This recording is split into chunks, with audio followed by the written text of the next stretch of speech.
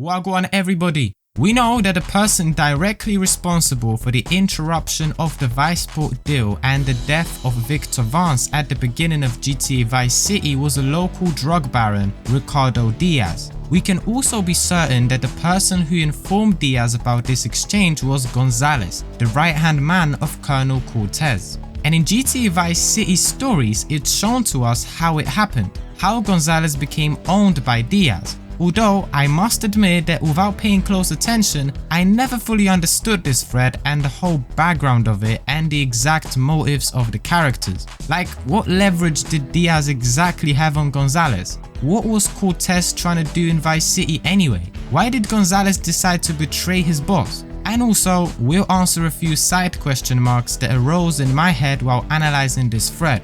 We're gonna go through the whole thread and I'll try to explain each situation as we go.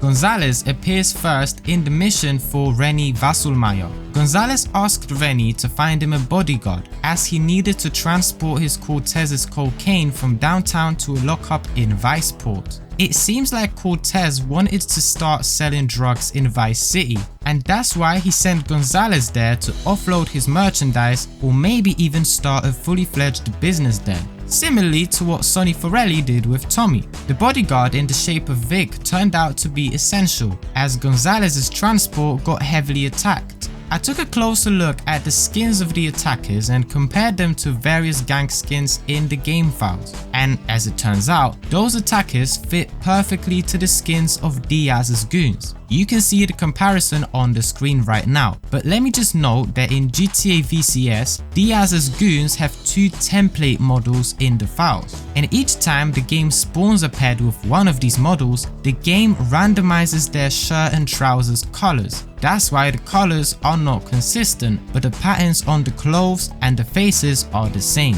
The transport gets to its destination nonetheless, but why did Diaz attack Gonzalez's shipment and how did he find out about it? The answer to the second point we will find out in the Homes on the Range mission for Gonzalez, where it turns out that the traitor was Jesus, one of his men. As to why Diaz wanted to intercept Gonzalez's shipment, he says it in the first mission for him called Steal the Deal, which we complete after Gonzalez tells us to f off because we failed to exchange the drugs that he stole from his boss in order to make a side profit. Let's just say I'd rather my boss didn't find out about this.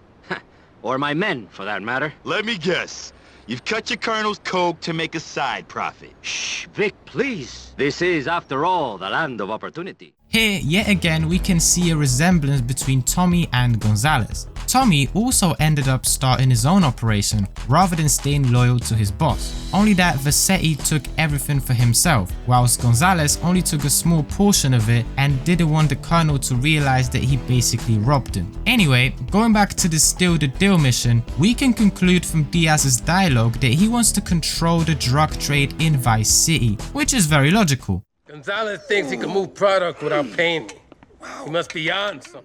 The way it works is basically that he doesn't want any competition. So from everyone who wants to start his own cocaine business venture in Vice City, Diaz demanded a percentage of the profits and also fees for transporting drugs as it was with Gonzalez. This way, Diaz turns competition into his workers, because okay, they may take the customers away from Diaz, but he gets a significant percentage from the competition's operation and he saves all the costs of conducting that operation as it is financed by the competition, right? And if anyone, like Gonzalez, tried to do business avoiding paying Diaz and Diaz would find out about it, he, using his enormous resources, would just usually crush such business or make it up as if that person owes him money, so he'd force them to simply work for him. You can pretty much call it drug trade taxes, Diaz being the IRS. You may ask though, does it mean that the Vance brothers and the Mendes brothers also paid taxes to Diaz? With Vic and Lance, it's possible, we don't know that. However, I think that prior to the From Zero to Hero mission,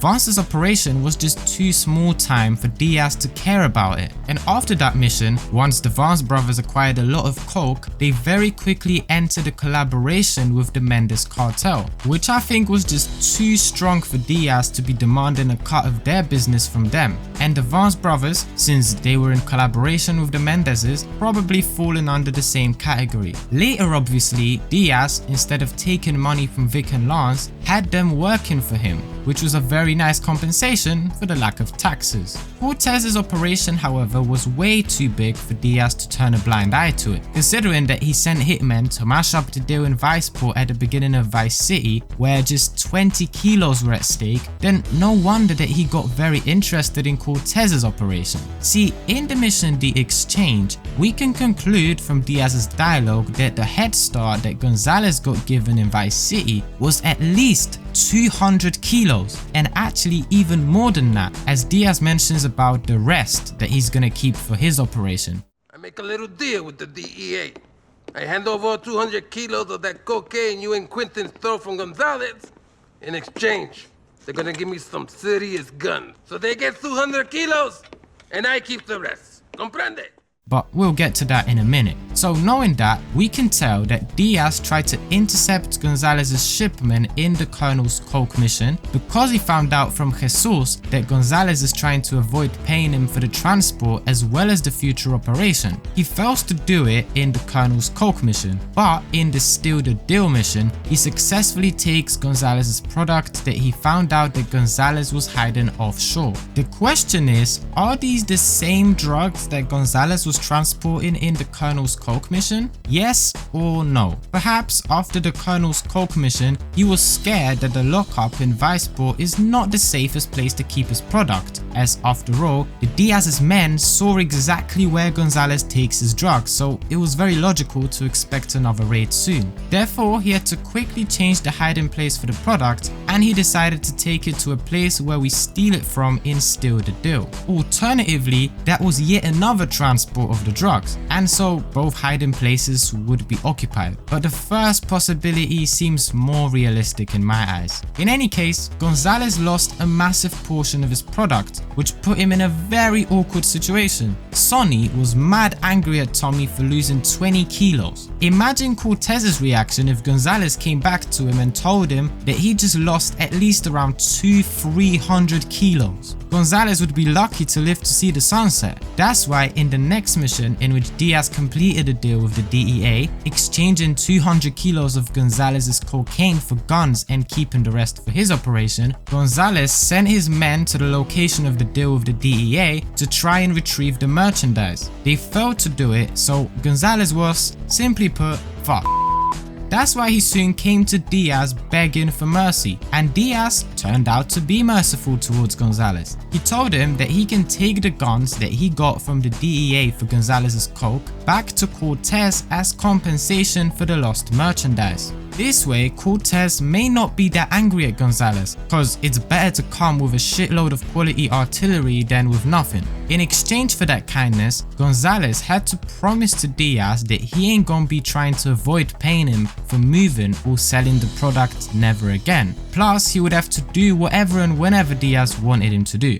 Take the guns back to your colonel, but remember, you belong to me now. Any shipments you bring to Vice City comes through me. Sí, no problem. Gonzalez agreed, cause obviously he didn't want it to be killed by his boss for his utter incompetence, plus loyalty weren't really his thing, you know. In one of the missions for him, as mentioned earlier, he took a portion of Cortez's coke for himself, so as you can see, he was not a very loyal guy, was he? So agreeing to such a deal just to save his ass was something you'd expect of him. Then Gonzalez took off back to South America to deliver the firearms to Cortez. Funnily enough, the gang that tried to prevent it from happening were the Sharks. Don't ask me why, cause I don't know. No idea how they found out about it, they just appeared there totally randomly, so that's pretty much all I have to say on that one.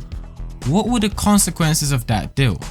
Well, things mentioned at the start, so that Gonzalez told Diaz about the Forelli Mafia trying to enter the local drug market and that Cortez helped them to do it, which also shows how cheeky Cortez was towards Diaz. fully consciously trying to create competition for him by helping the mafia. Diaz ambushed the deal that was meant to kick off Forelli's drug operation in Vice, making it more difficult for Tommy in GTA VC and also causing the death of Victor Vance. Let me know how you see it in the comments. Meanwhile, thank you for watching. Respect.